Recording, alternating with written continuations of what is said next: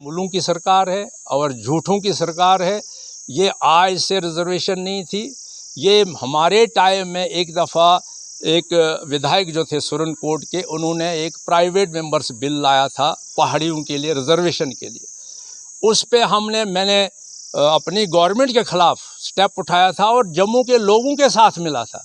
जम्मू के जिस कदर हमारी बीजेपी की थी, ये पैंथर पार्टी के ये थे हरीश देव जी थे और ये जो हमारे रहमान साहब थे भद्रवाह के, मैंने उनका साथ दिया था और वो बिल जो है वो हमने वापस कराया था। वो सिर्फ पुंछ नज़रअंदाज नहीं हुआ है, ये एसटी स्टेटस बड़े ज़मानों का उनको मिला है, गुज्जर बकरवालों को, जो कम्युनिटी बेस पे मिला था। और जो पहाड़ी है, ये पहाड़ी अब सुनिए किस चीज़ को कहते हैं, पहाड़ी स्पीकिंग। उसके लिए मेरी ऊड़ी साहब के साथ, ऊड़ी साहब उस वक्त मिनिस्टर थे, उनके साथ बहस मुबासा हुआ था। मैंने कहा था कि जम्मू कश्मीर तो पूरा पहाड़ी है, ये सब पहाड़ों को स्टेटस मिलना चाहिए। जम्मू कश्मीर का बहुत से इलाके पहाड़ी हैं, जैसे भलेस है, जैसे हमारा रामबन है, जैसे हमारे बिलावर के ऊपर के इलाके हैं, काफ़ी बनी उसके बिल्कुल साथ है। हमने ये बात उठाई थी, उस पर ये बहस हुई थी और हमें सेटिस्फाई कहाँ से किया था कि ये पहाड़ी स्पीकिंग, जो पहाड़ी ये अस्करदू से, जो बल्तिस्तान से जो लोग आए हैं, ये उनके लिए, ये राजौरी पुंछ में ज़्यादा बसे हैं और टंगधार में बसे हैं, ये ऊड़ी में बसे हैं, ये उनके लिए उन्होंने बिल लाया था, लेकिन हमने नहीं माना था। हमने उस बिल को पूरा विरोध किया था और उस बिल का विड्रा हुआ था कि अगर पहाड़ी आपने करना है तो सब पहाड़ों को स्टेटस दीजिए और एसटी दीजिए। ये जो रीजनल इम्बैलेंस है हमारे इलाकों का, ये आज़ाद साहब के वर्ड्स हैं और ये उनको पता है कि जो इम्बैलेंस है हमारे रीजनल इम्बैलेंस और पहाड़ी और मैदानी इम्बैलेंस, इसको हम दूर करेंगे और ये हर चीज़, हर रीजन में हम उनका स्टेटस बनाएंगे। और आरबीए पे ये बहस हुई थी कि हमारे 20% से ही 10% इन्होंने काट के वो हायर जो ऊंची जातियों के लोगों को, गरीब और ऊंची जातियों को दे रहे हैं, लिहाजा वो हम वहाँ 20% से भी तो ख़त्म हो गए हैं। एक दो कौमों की बात मत करिए, यहाँ हर कौम की बात करिए। जैसे लेह और करगिल स्टेटस है एसटी का, इसी तरीके से हमें बनी को भी मिलना चाहिए, लोही मल्हार को भी मिलना चाहिए, भलेस को भी मिलना चाहिए, रामनगर के डुडू बसंतगढ़ के इलाके को मिलना चाहिए। बड़े टफ और मुश्किलात में हम जी रहे हैं, तो हम तो चाहते हैं कि ये पहाड़ी अगर स्टेटस देना है तो सब लोगों को मिलना चाहिए, वरना हम इसका विरोध करते हैं। पत्रकार तो ज़्यादा जानते हैं कि जिस वक्त इस तरीके की कोई पार्टी बनती है नई, उस पर ये लक्षण लगते रहते हैं। ये तो वही लगा रहे हैं जो उनके अपोजिट हैं, वो वही लगा रहे हैं जो उनसे डर है, वो वही बात कर रहे हैं जिनको खौफ है इनका कि ये यहाँ से कहीं वो। पहले आपने सुना होगा कि जिस वक्त मुश्ताक बुखारी ने पार्टी लॉन्च की थी, उस पर भी लक्षण लगाए जा रहे थे कि बीजेपी की बी टीम है। आज आज़ाद साहब ने बनाई तो बीजेपी की बी टीम है। हम डट के बीजेपी का मुकाबला करेंगे और जो रियासत का ये हाल बनाया है इन्होंने, रियासत की जो दुर्दशा की है, उसको सुधारने के लिए हमें ज़रूर एक यही कदम उठाना है कि आज़ाद साहब को लाना है और रियासत को बचाना।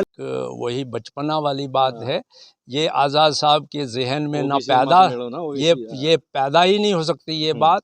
उसने रियासत के भलाई के लिए ये कदम उठाया है, रियासत की अच्छाई के लिए कदम उठाया है।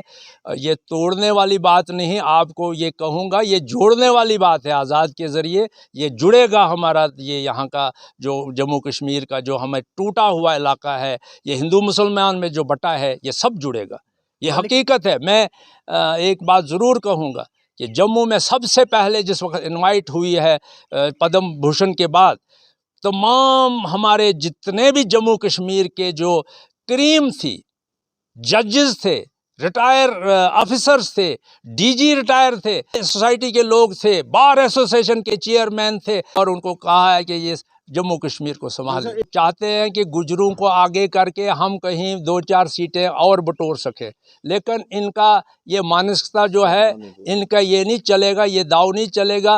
वो लोग हमारे वक्त में भी एसटी थे, हमारे वक्त में भी वहाँ के गुज्जर बकरवाल जो आते थे मिनिस्टर हुआ करते थे, ये इसमें कोई शक नहीं। ये तो सिर्फ एक ख्याली पुलाव है कि इनको तकसीम करके हम, हाँ एक बात कर गए, ये जो गुज्जर बकरवाल और ये जो पहाड़ियों में टकराव करवा के वो उनसे ये चाहते हैं कि शायद हम कहीं इस पे थोड़ा 2-4 सीटें और ले सकें, लेकिन ये इनकी सोच गलत है।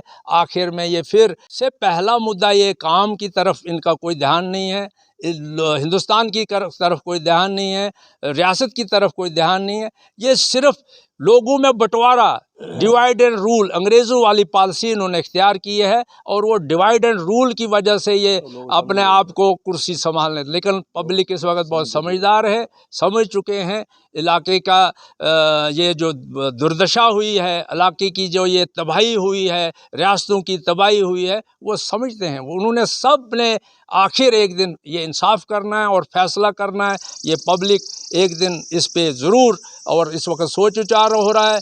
कल जो उन्होंने रैली की, वो मुख्तलिफ़ इलाकों से लोग वहाँ ले गए थे, और करोड़ों खरबों रुपये का नुकसान हमारी स्टेट का किया। और कल मैंने एक और बात सुनी कि आपका टोल टैक्स जो था या लखनपुर में, वो बंद किया, वो 3 परिवार खाते थे। अरे आज जो आपने यहाँ बनी, बसोली, लखनपुर से लेके उधमपुर तक 6 जगह टोल प्लाज़ा, 60 किलोमीटर पे टोल प्लाज़ा रखे हैं, वो क्या, वो टोल टैक्स नहीं है? 6 दफ़ा एक एक गाड़ी से टोल लिया जा रहा है। क्या ये लोगों को बेवकूफ़ बनाने वाली बात है? उस टोल प्लाज़ा के लिए हमारे हर बच्चों ने, हमारे हर यहाँ के रहने वालों ने संघर्ष किया कि इनको उठाइए, ये गरीबों पे बोझ है, लेकिन कहाँ माने। और वहाँ कौन लोग लगाए, किनको ठेके दिए हैं? अपने चहेते को, अपने आगे जो है उनका जो सिलसिला चल रहा है, वो उनके चाहने वाले हैं लोग, और वो लोगों को लूट रहे हैं। मलिक सर, जिस कदर बीजेपी इंडस्ट्री का दावा है कि इस बार 50 पार और सीएम हमारा होगा, और वहीं दूसरी तरफ हम देखते हैं जो पब्लिक ओपिनियन है, हर जगह रिजेंटमेंट है, डेमोन्स्ट्रेशन है, मुजाहरे हैं, किसी भी तबके के लोग नहीं हैं जो सड़कों पे ना हो, तो कैसे देखते हैं आप? ये कोशिश कर रहे हैं कि हम मशीन के द्वारा, हम जो इन्होंने यहाँ कोई गुजरात से लाए हैं अफसर, कोई महाराष्ट्र से रखा है, कोई यूपी से रखा है, उनके द्वारा यहाँ चोरी कराए, तो शायद ये उनकी भूल है। यहाँ जम्मू कश्मीर के लोग बहुत होशियार हैं, ये यहाँ नहीं चलने देंगे। वो तो 50 की कर रहे हैं ना, तो मैं तो कहता हूँ 5 पे कहीं इनका वो फुल स्टॉप ना लग जाए। मलिक सर, क्या बीजेपी का भरोसा लोगों से ज़्यादा ईवीएम पे है क्या, इसलिए वो दावा कर रहे हैं? मैक्सिमम वो ईवीएम पे ही उन्होंने ज़्यादा फोकस किया है। इलेक्शन कमीशन किसका है? वो इन्होंने खुद अपने अफसर लगाए, वहाँ अपने लोग रखे हैं। वो उनको रात कहते हैं तो रात, सुबह कहते हैं सुबह, दिन कहते हैं तो ये तो एक इस देश का जो एक संस्कृति थी, जो हमारे एक यहाँ का एक डेमोक्रेसी थी, यहाँ की जमहूरियत थी, उसको तो पेश उसको तो तबाह कर दिया है। क्या सर बीजेपी इंडस्ट्री ने पूरा सिस्टम हाईजैक करके लिया है, जैसे जुडिशरी है, एडमिनिस्ट्रेशन है, ब्यूरोक्रेसी है, क्या कहेंगे? इसमें कोई शक है? ये तो हर लोग, एक छोटे से छोटा इंसान जो है, जो अभी उतनी सूझबूझ भी नहीं रखता है, वो भी तो जान गया है कि इन्होंने हर इदारे को हाईजैक करके अपनी वहाँ वो दाल दलिया जो चला रहे हैं, और हर जगह ये एक दिन इसका इंसाफ होगा, ये ऊपर वाले के घर होगा ही होगा, ऐसी कोई बात नहीं। तो सर वो लोग जो इनको ओवरटेक करना चाहते हैं, क्योंकि अच्छी विजडम वाले लोग भी हैं, पढ़े लिखे भी हैं, सोशल भी हैं, वो सब समझते हैं, देखते हैं, लेकिन उनकी अप्रोच नहीं है, तो इनकी स्ट्रेटजी को ओवरटेक करने के लिए क्या मैसेज देंगे आप जम्मू कश्मीर की जनता? मैं तो मैसेज दूंगा, इस वक्त मैं तो मैसेज दूंगा यहाँ के जो जनता है हमारी जम्मू कश्मीर की, वो पहले वाले निज़ाम को भी देखें, जो हमारे इसको ये जो एक्ट जो हैं तोड़े गए हैं, हमारे राजा महाराजाओं की दिए हुए ये जो हमें गिफ्ट थे, इनको तोड़कर हमारी रियासत का आज का हाल भी देख लें और पुराना हाल भी देख लें। आज के राशन का हाल देखें, आज की नौकरियों का हाल देखें, आज की महंगाई का हाल देखें। ये हिंदू मुसलमान को छोड़िए, कम से कम यहाँ के बच्चों का भविष्य बनाइए, यहाँ के इलाकों का एक सिस्टम तैयार करिए और अच्छे लोगों को आगे लाइए, जिससे ये हमारी रियासत जो है तरक्की करेगी। और मैं डंके की चोट कहता हूँ कि अगर ये गवर्नर रूल नहीं लगे होते, ये अगर बीजेपी पीडीपी जैसे लोग आगे नहीं आए होते, तो ये हमारे इलाके जो स्विट्ज़रलैंड होते, ये कहाँ का कहाँ पहुँचे होते यहाँ के लोग।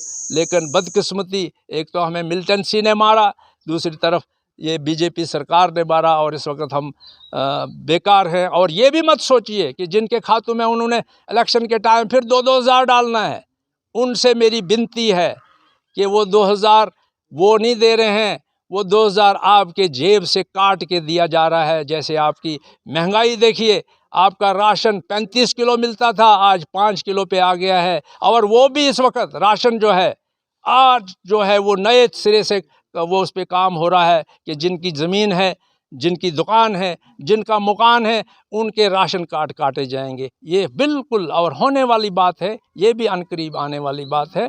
तो लिहाजा आप टैक्स देंगे, आपकी चमड़े उधेड़ेंगे और आपको ही 2-2 हज़ार वो डालेंगे।